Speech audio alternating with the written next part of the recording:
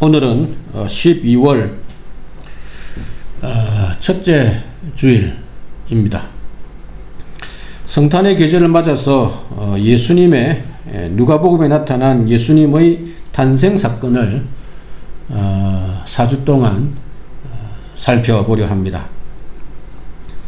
오늘 등장하는 가정은 제사장 사가랴의 가정입니다. 그런데 이 가정에 어둠의 그림자가 있었습니다. 나이가 들었는데도 자녀가 하나도 없었습니다. 하나님을 섬기는 제사장 정도 되면 세상이 볼 때에 축복받는 가정이어야 하지 않겠습니까? 그런데 아픔이 있었습니다. 이처럼 세상의 모든 가정에는 자기 나름의 아픔과 고민이 있는 것 같습니다. 예수 믿는 가정도 예외가 아닙니다. 저희 가족의 이야기로 메시지를 전하려 합니다. 이미 한번 인용한 사연이지만 오늘의 주제와 어울려서 한 번 더 소개합니다. 저희 둘째 누님 가정의 사연입니다. 사촌 조카가 태어나 3살쯤 되었을 때 자폐아 진단을 받았습니다. 지금은 30세가 넘는 청년이 되었지만 깊은 대화가 간단한 대화조차도 불가능합니다. 병뚜껑을 모으는 것이 취미이고 배가 고플 때 밥, 싫어, 안 해, 이런 단어들만 하는 게 전부입니다. 무슨 생각을 하는지, 왜 이렇게 행동하는지 도무지 대화가 되지 않습니다. 이처럼 대화가 거의 불가능한 한두 살 수준의 삶을 살고 있습니다. 저는 이런 누님의 가정에 왜 이런 아픔과 고통을 주셨는지 전혀 이해하지 못합니다. 오늘 본문에 등장하는 사가랴 제사장 가정에도 이런 이유를 알지 못하는 아픔이 있었습니다. 누구보다도 하나님을 잘 섬기는 모범적인 제사장 가문에 왜 이런 아픔이 있는 것일까요? 예수님의 탄생을 축하하는 성탄의 계절에 아픔과 고통의 문제를 말씀드리는 것이 좀 어울리지 않는 것 같습니다. 그러나 우리의 삶에서 고통과 아픔을 떼어낼 수는 없는 것 같습니다. 사가랴 제사장 가정의 아픔이 무엇이었는지, 그 아픔을 어떻게 견디었는지, 그리고 그 아픔이 변하여 어떻게 기쁨이 되었는지 묵상하면서 오늘 우리에게 적용하려 합니다. 첫째로 우리에게 이유 없는 아픔과 고통이 있을 수 있음을 인정하고 겸손해야 합니다. 오늘 본문에 등장하는 제사장 사가랴는 세례 요한의 아버지입니다. 사가랴와 엘리사벳의 부부의 가문은 뼈대 있는 가문입니다. 세례 요한의 어머니인 엘리사벳의 조상이 우리가 잘 아는 모세의 형인 제사장 아론 가문이었기 때문입니다. 뿐만 아니라 이들은 하나님 앞에서 의로운 사람입니다.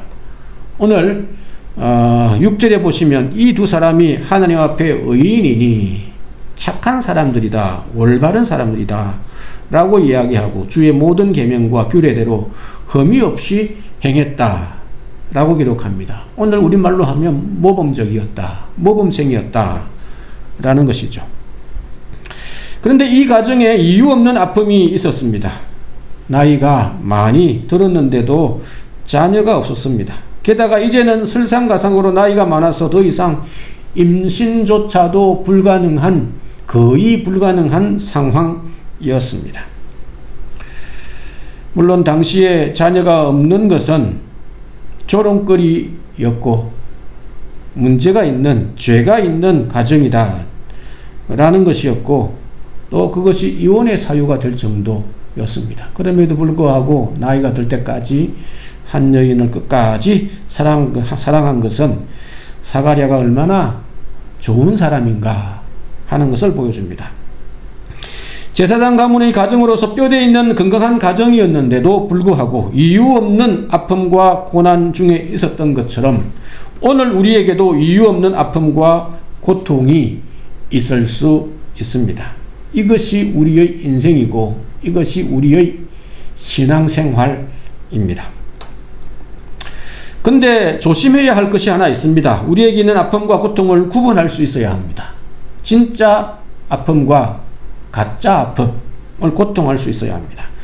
우리에게 있는 아픔과 고난, 고통도 두 종류가 있습니다. 먼저는 나의 잘못으로 인해, 우리의 잘못으로 인한 생겨난 아픔이 있을 수 있습니다. 이런 종류의 아픔과 고난은 우리 스스로가 잘못하고 해결하고 회개해야 합니다. 왜 그렇습니까? 내 문제로 인한 자업자득의 아픔일 수 있기 때문에 그렇습니다.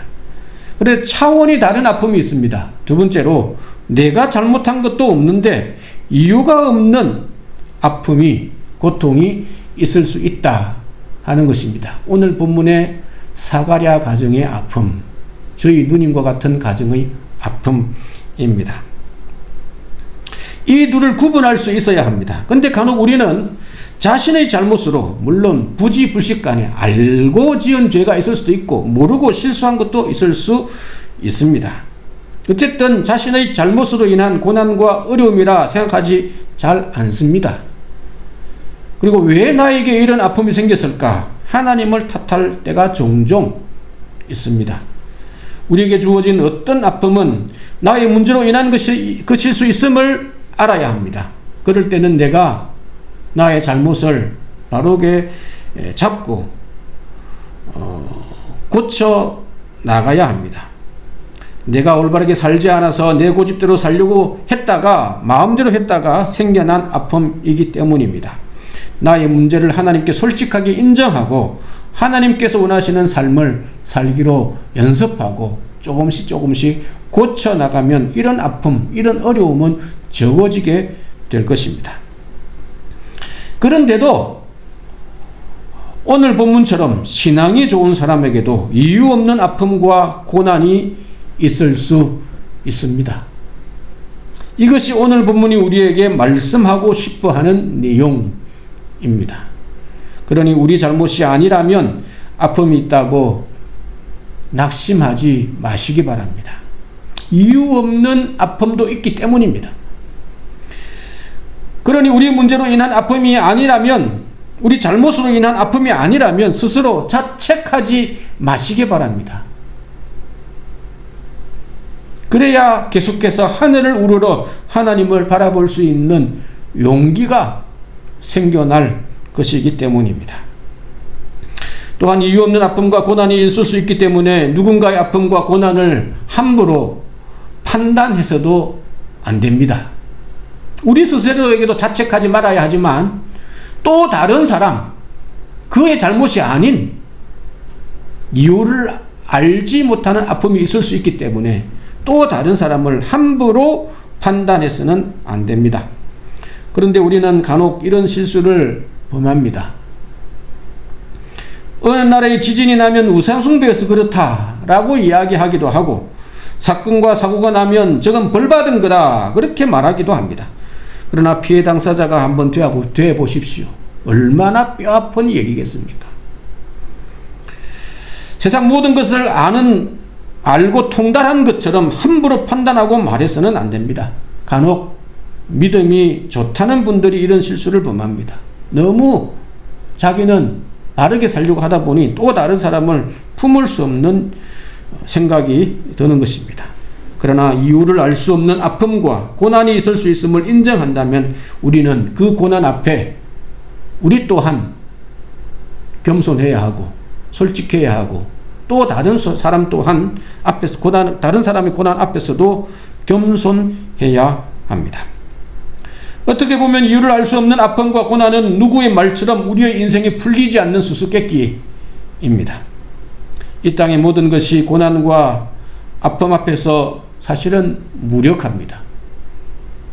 과학도 인문학도 철학도 고난 앞에서는 철저히 무력합니다. 우리의 고난의 문제, 이유를 알 수 없는 고난의 문제, 아픔의 문제를 해결할 수 없습니다. 물론 조금 잘 견딜 수 있도록 도와주죠. 그러나 근본적으로 해결할 수는 없습니다. 이처럼 이유를 알 수 없는 아픔과 고난은 우리를 겸손하게 하며 오히려 하나님을 더욱 찾게 하는 도구입니다. 이유를 알 수 없는 아픔을 만날 때 겸손하게 하나님께 나아가시는 그런 저와 여러분이시기를 간절히 소망합니다.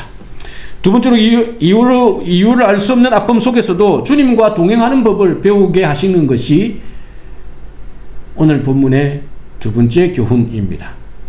세례 요한의 부모님들은 특별한 사람이 아니었습니다. 우리와 비슷하게 하루하루 성실하게 살아가는 평범하고 경건한 신앙인입니다.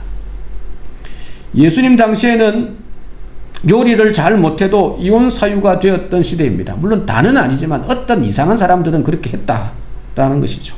이런 시대에 자녀가 없다고 아내를 타박하거나 버리지 않았습니다.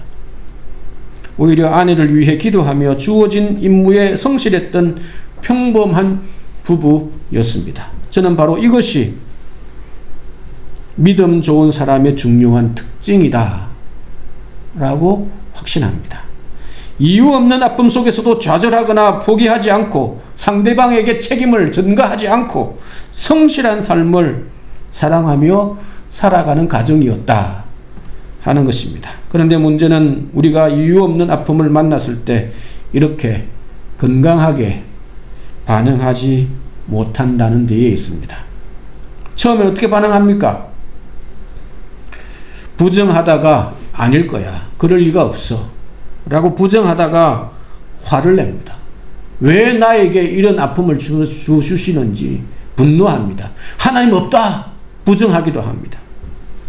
그 다음에는 어쩔 수 없는 현실 앞에서 낙심합니다. 그리고 마지막으로 자포자기하고 그냥 어쩔 수 없이 받아들이는 사이클을 돌아갑니다. 이게 아픔과 고난을 맞닥뜨렸을 때 일어나는 일반적인 반응입니다. 저희 어머님이 그랬습니다. 위암 3기 진단을, 말기 진단을 받았을 때 분노와 타협과 낙심과 수용의 달걀을 조금씩 밟아가셨습니다. 그리고는 천국의 소망을 품고 4년 뒤에 하늘로 올라가셨습니다. 그런데 어떻게 하면 오늘 본문의 사가랴 가정처럼 아픔 속에서도 성실한 삶을 살 수 있겠습니까? 팀 켈러 목사는 고통에 답하다는 자신의 책에서 이렇게 조언합니다. 평소에 예수님과 이 세상을 걸어가는 법을 배우시기 바랍니다. 우리가 이유를 알 수 없는 아픔과 고난을 만났을 때 견딜 수 있으려면 평소에 말씀과 기도로 예수님과 일상을 보내는 법을 배워 놓으라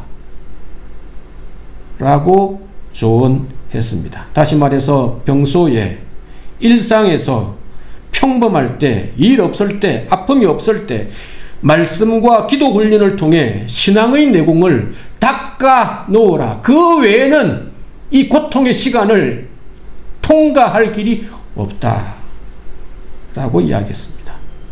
이렇게 하면 아픔과 고난이라는 풍랑을 만나도 잘 주님과 함께 잘 헤쳐나갈 수 있게 될 것입니다. 여러분 어떻습니까? 사가랴 가정처럼 일상의 소중함을 알고 하나님 앞에서 성실하게 서로에게 손가락질하지 않고 성실하게 훈련을 받으셨습니까? 아니면 바쁜 일상에 쫓겨 무엇이 중요한지 잊고 신앙생활하고 있는 것은 아닙니까?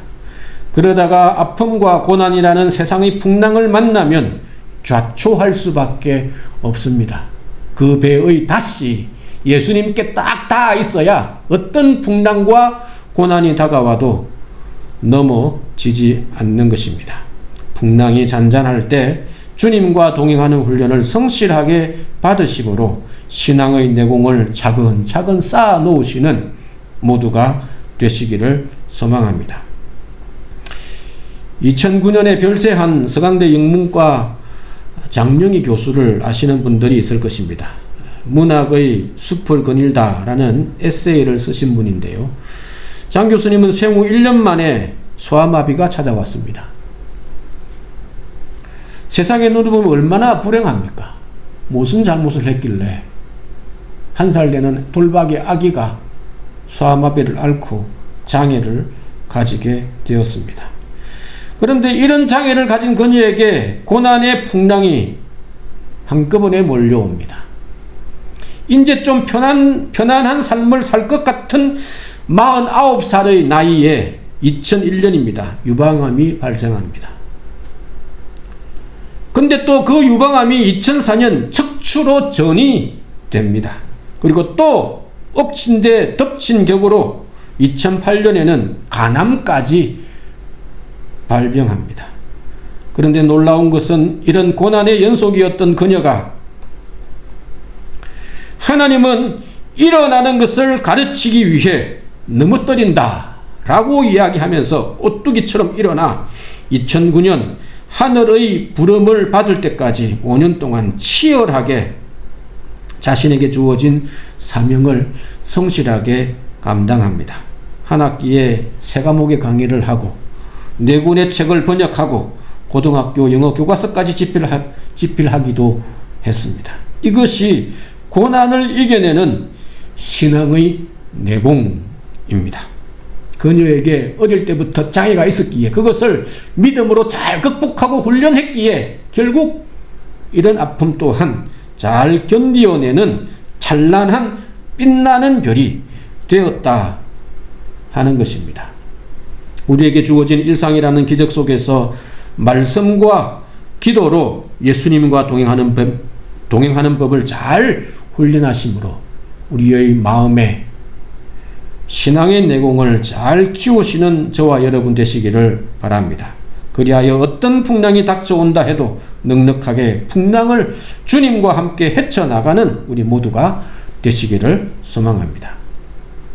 세 번째로, 이유 없는 아픔을 잘 견딘 건강한 가정을 하나님께서 도구로 사용하셨다 하는 것입니다. 사가랴 부부는 서로 사랑하고 아끼며 지극히 평범한 삶을 살고 있었습니다. 그런데 제사장 일찍 당번이 돌아왔습니다. 제사장들은 많고 성전에 들어갈 기회는 많지 않으니 들어갈 사람을 정하기 위해 제비를 뽑았습니다. 그러니까 누가 성전에 들어갈지 아무도 알 수 없었습니다. 그런데 사가랴가 뽑혀 당번으로 순번이 다가와 성전에 들어가게 됩니다. 겉으로 보기에는 우연히 제비 뽑힌 것처럼 보이지만 그러나 하나님께서 제비 뽑기라는 우연한 방식을 통하여 사가랴가 성전에 들어가도록 간섭하셨다. 성경은 기록합니다. 그리고 예기치 않게 천사가 방문합니다. 오늘 13절에서 17절까지인데요. 13절만 제가 읽어보겠습니다. 천사가 그에게 이르되 사가랴여 무서워하지 말라. 너의 간구함이 들린지라. 내 아내 엘리사벳이 내게 아들을 낳아 주리니 그 이름을 요한이라 하라. 결혼을 언제쯤 했을까요? 10대 초반, 중반, 20대. 이스라엘은 조혼의 풍습이 있었기 때문에 좀 아마 일찍 성년이 된 이후 15세, 20세 그 사이에 결혼을 했을 것입니다. 제사장이니까 더 그렇겠죠. 근데 거의 60, 70이 될 때까지 아기가 없었으면 도대체 아기를 낳기 위해서, 자녀를 위해서 몇 년이나 기도했습니까? 40년, 50년 이상일 것입니다. 이렇게 아기 예수의 탄생을 위해 사가랴와 엘리사벳 부부는 그 긴 기간을 인고하며 잘 견디었기에 아기 예수의 탄생을 준비하는 훌륭한 도구로 쓰임 받았습니다. 어떻게 쓰임 받았습니까? 먼저는 불가능한 임신이 하나님의 능력으로 가능하다라는 것을 마리아, 예수님의 어머니, 성령으로 잉태되는 임신이 가능하다. 그것을 조금이나마 받아들일 수 있도록 하기 위해서 사용되었습니다. 오늘 읽진 않았지만 36절, 37절입니다. 보라, 마리아에게 하는 것입니다. 네가 성령으로 아기를 임신할 것이다 라는 것을 천사가 알려주자 저렇게 이야기합니다. 보라, 네 친족 엘리사벳도 늙어서 아들을 배웠느니라. 본래 임신하지 못한다고 알려진 이가 이미 6달이 되었나니 되죠. 하나님의 모든 말씀은 능하지 못하심이 없느니라. 천사가 나타나 마리아에게 임신을 할 것이다, 성령의 능력으로 가능할 것이다 라고 하니까 마리아가 뭐라고 했습니까?